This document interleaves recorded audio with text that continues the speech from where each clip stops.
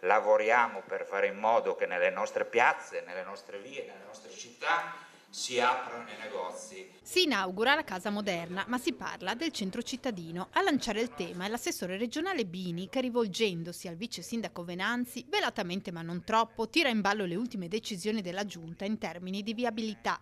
Le saracinesche dei negozi vanno aperte e non bisogna adoperarsi per farle chiudere, quindi è un invito agli uomini di buona volontà e soprattutto di buon senso al fine di sostenere l'economia del nostro territorio. Come si deve fare secondo lei per rianimare Udine?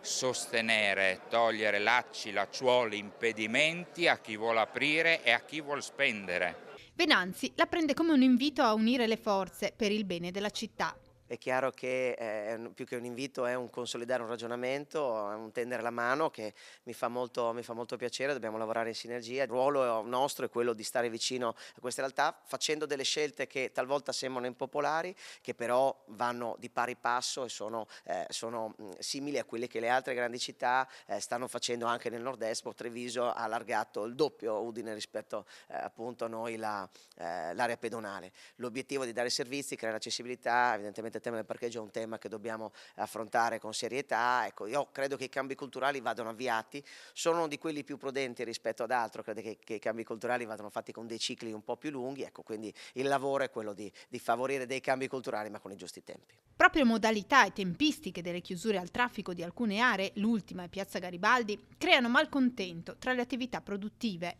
Condivido l'attenzione che ha posto sul tema l'assessore Bini. Bisogna che chi ha le leve, soprattutto in una città, per agevolare, in termini di viabilità, in termini di parcheggi, in termini di imposte locali, lo faccia, perché altrimenti sono solo chiacchiere.